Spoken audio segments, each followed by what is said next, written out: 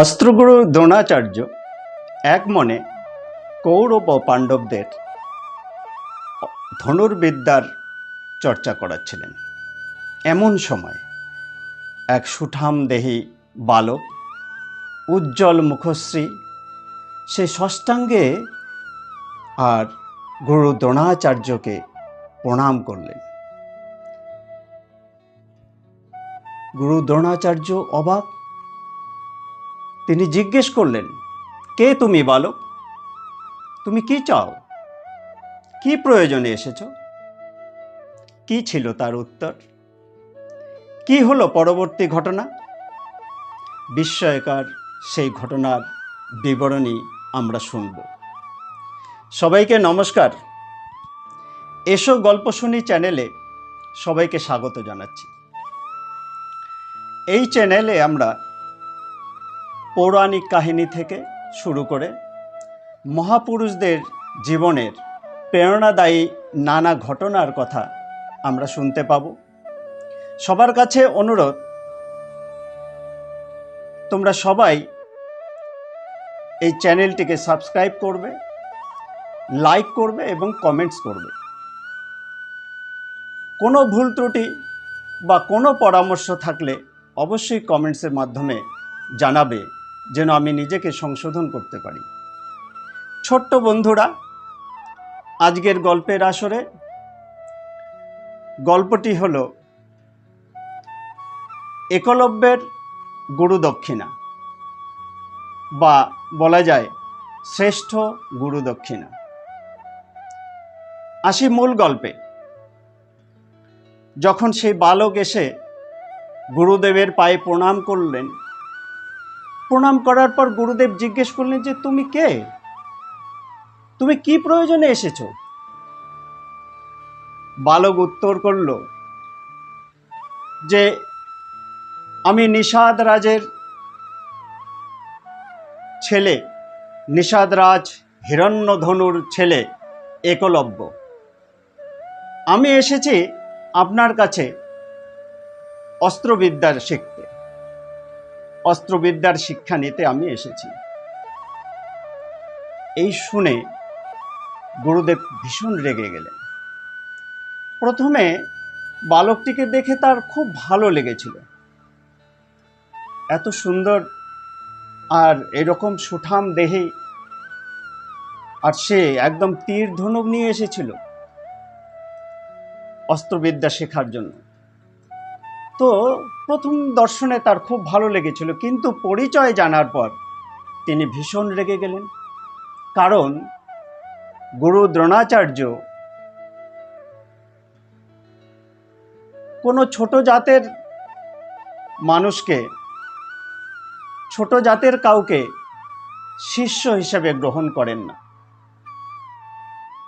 তখনকার দিনে রাজরাজারা, রাজপুত্রেরা এবং যারা বিশেষ করে ক্ষত্রিয়, তারাই তার কাছে শিক্ষা নিতে পারত। কৌরব পাণ্ডবরা যেমন তার কাছে শিক্ষা নিচ্ছিল, তেমনি অনেক অনেক রাজপুত্র তার কাছে শিক্ষা নিচ্ছিল তখনকার দিনে। আর প্রাচীন ভারতের বহু রাজপুত্র, বহু রাজারা এই দ্রোণাচার্যের কাছে অস্ত্রবিদ্যার শিক্ষা নিতেন। কিন্তু তিনি কোনো ছোট জাতের কাউকে আর শিক্ষা দেন না। উনি রেগে গিয়ে বালকটিকে বলল, তোমাকে আমি এই শিক্ষা দিতে পারবো না, তুমি এখান থেকে চলে যাও। তুমি জানো না আমি কোনো ছোট জাতের কাউকে অস্ত্রবিদ্যা শেখাই না। এই শুনে সেই বালক খুবই মর্মাহত হলো। সে অনেক আশা নিয়ে এসেছিল, অনেক দূর থেকে এসেছে, সেই নিষাদ রাজ্য থেকে। তো সে খুবই মর্মাহত হলো। সে আর মুখ দিয়ে কিচ্ছু উচ্চারণ করতে পারল না, আর কিচ্ছু বললও না। সেখান থেকে নীরবে প্রস্থান করল। সে বাইরে বের হয়ে কোথায় যাবে চিন্তা করছিল। আর কি দেশে ফিরে যাওয়া উচিত হবে? সে ভাবল মনে, না, আমি আর দেশে ফিরে যাব না। আমি দেশের সবাইকে বলে এসেছি যে আমি অস্ত্রবিদ্যা শিখতে যাচ্ছি গুরু দ্রোণাচার্যের কাছে, আমি আর এখান থেকে ফিরবো না, আমি বনে চলে যাব। সে আস্তে আস্তে একটা বনে চলে গেল, সেখানে গভীর বনে প্রবেশ করলো। প্রবেশ করে সে গুরু দ্রোণাচার্যেরই মূর্তি তৈরি করলো। সেখানে মূর্তি তৈরি করে সেখানে বাস করা শুরু করলো এবং গুরু দ্রোণাচার্যের মূর্তি সামনে রেখে সে আর অস্ত্রবিদ্যার চর্চা শুরু করলো। দিন রাত এই চর্চা চলতে থাকলো। গুরুদেবের সামনে সে তপস্যায় বসছে, আর তপস্যা থেকে উঠে আবার সে অস্ত্রবিদ্যার চর্চা করছে গুরুদেবকে সামনে রেখেই। আর এইভাবে দিনের পর দিন, মাসের পর মাস, বৎসরের পর বৎসর তার এই চর্চা, তার এই অভ্যাস চলতে থাকলো। তার ধ্যান জ্ঞান একটাই, যে আমাকে অস্ত্রবিদ্যায় পারদর্শী হতে হবে এবং গুরু দ্রোণাচার্যের কাছ থেকেই আমি অস্ত্রবিদ্যা নিচ্ছি, এরকম মনে করে সে অস্ত্রবিদ্যার এই চর্চা চালিয়ে গেল। বৎসরের পর বৎসর যখন এটা চলছে, একদিন কৌরব এবং পাণ্ডবেরা মৃগয়া করতে বের হল। তো এই মৃগয়া করতে গুরু দ্রোণাচার্য তাদের সঙ্গে ছিলেন। ওই বনেই তারা মৃগয়া এসেছিল, অর্থাৎ শিকারে এসেছিল।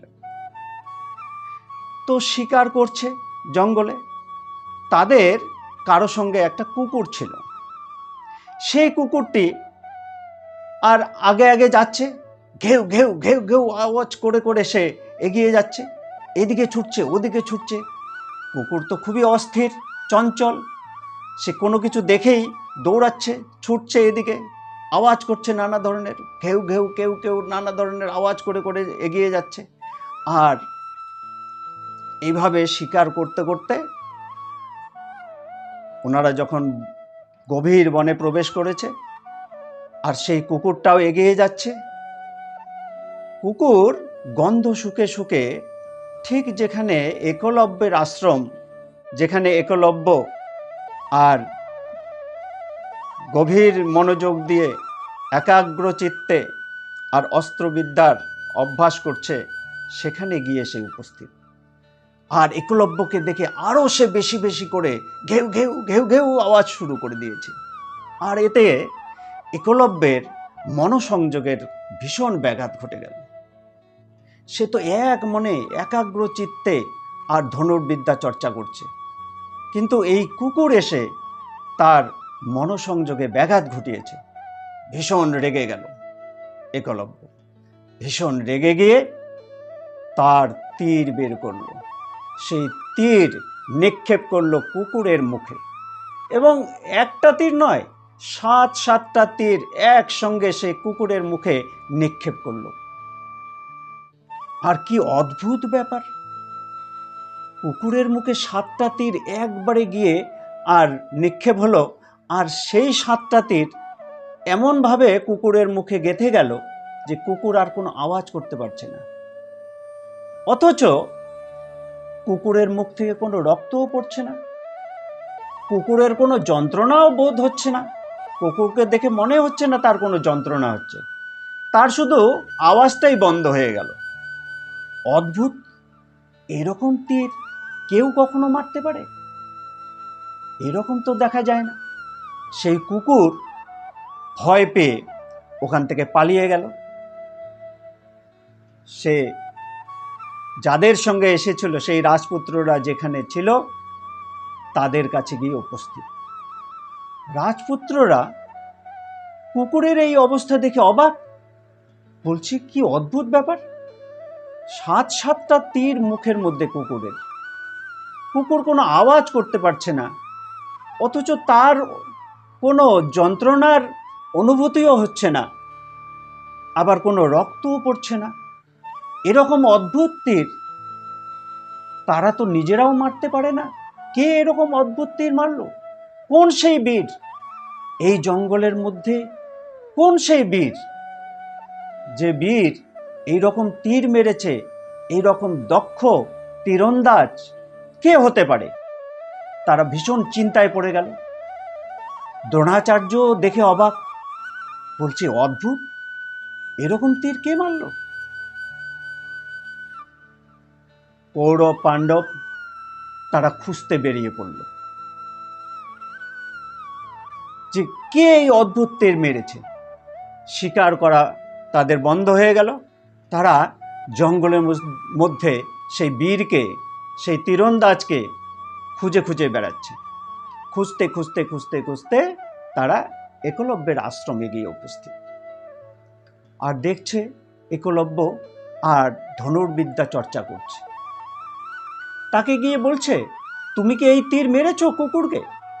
বলে, হ্যাঁ আমি মেরেছি। বলছে, আশ্চর্য, তুমি কে?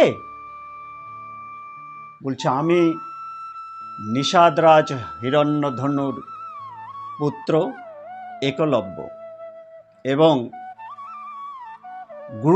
গুরু দ্রোণাচার্যের শিষ্য। হ্যাঁ, গুরু দ্রোণাচার্যের শিষ্য? আশ্চর্য ব্যাপার।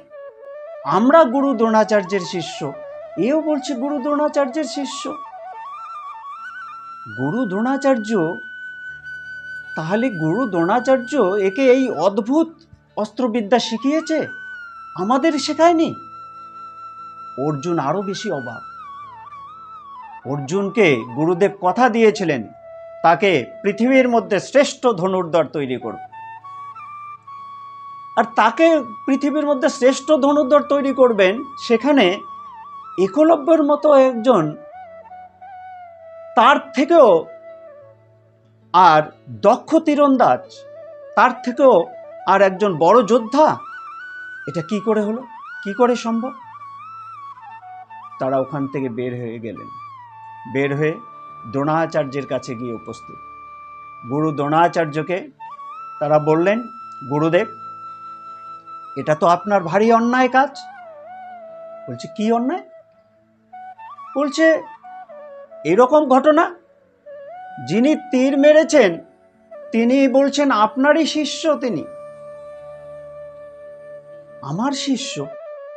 গুরু দ্রোণাচার্য অবাক, বলছে, বলছো কি, আমার শিষ্য? হ্যাঁ, সে তো বলছে আপনার শিষ্য। তিনি আর ওখানে ধনুর্বিদ্যা চর্চা করছেন। গুরুদেব বলছে, এই তোমরা কি বলছো আমি ঠিক বুঝতে পারছি না, আমাকে দেখতে হবে বিষয়টা।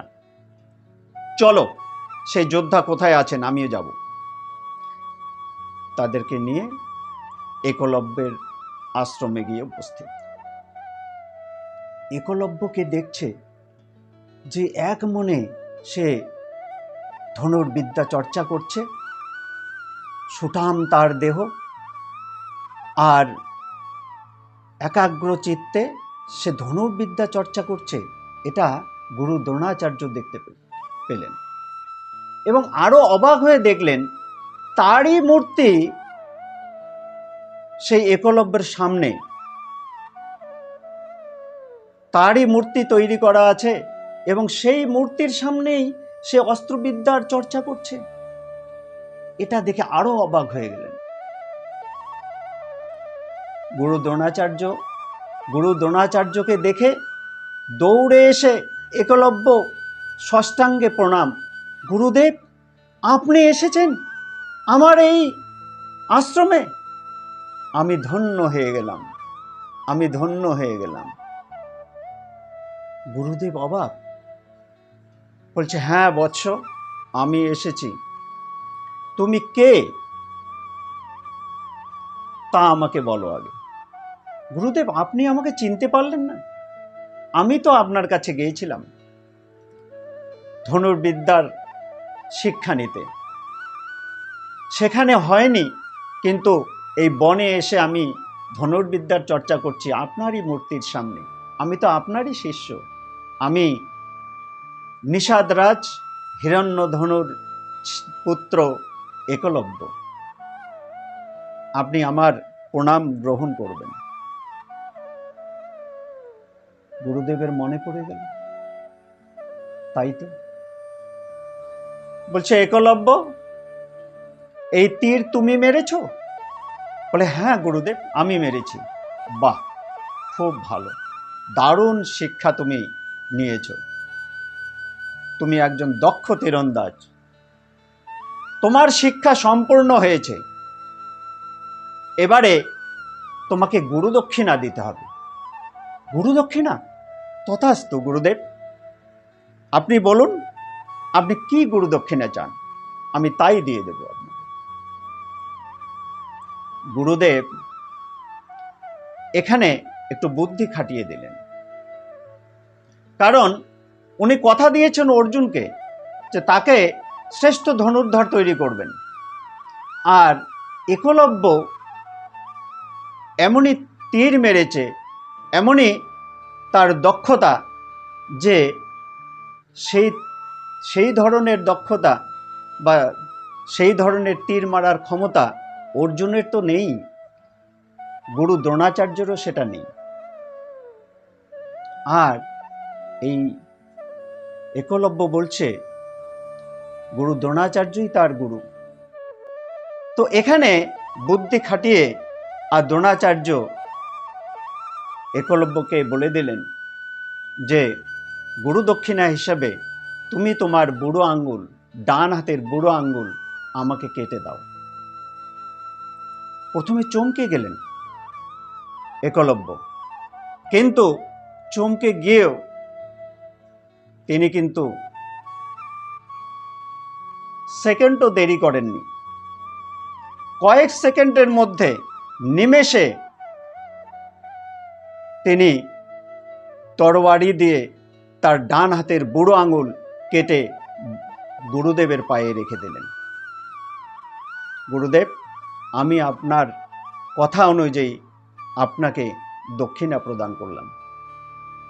চারিদিকে জয়ধ্বনি উঠল, ধন্য ধন্য, গুরুদেবকে যে দক্ষিণা প্রদান করলেন এই একলব্য, সেটা শ্রেষ্ঠ গুরু দক্ষিণা। কারণ যে ধনুর্বিদ্যা তিনি চর্চা করেছেন, সেই ধনুর্বিদ্যা এই বুড়ো আঙুল ছাড়া সে কখনোই এই ধরনের তীর নিক্ষেপ করা তার পক্ষে সম্ভব হবে না। সেটা জেনেও তার বুড়ো আঙুল কিন্তু নিমেষে কেটে আর গুরুদেবের পায়ে রেখে দিয়েছেন দক্ষিণা হিসেবে। এত বড় গুরু দক্ষিণা পেয়ে গুরুদেব মহা খুশি, মহা আনন্দ। অর্জুন এবং কৌরব পাণ্ডব সবাই খুশি, অর্জুন বিশেষ করে আরও বেশি খুশি, কারণ তার মতন বড় ধনুর্ধর আর পৃথিবীতে কেউ থাকবে না। আর দ্রোণাচার্যও খুশি, কিন্তু যে দক্ষিণা তিনি পেলেন একলব্যের কাছ থেকে, সেটা পৃথিবীতে শ্রেষ্ঠ গুরু দক্ষিণা হিসেবে স্বীকৃত হয়ে গেল। এই ছিল গল্প, এবং পরবর্তী এই গল্পের পরে এই একলব্যের কি হয়েছিল, এখানেই কি তার জীবন সমাপ্ত হয়ে গেল? তা নয় ছোট্ট বন্ধুরা, তোমাদের সামনে যদি কখনো সুযোগ হয়, পরবর্তীকালে একলব্যের পরবর্তী জীবনের কাহিনী নিয়ে আমি আসব পরবর্তী কোনো পর্বে। আজকে এখানেই শেষ করছি। সবাইকে নমস্কার।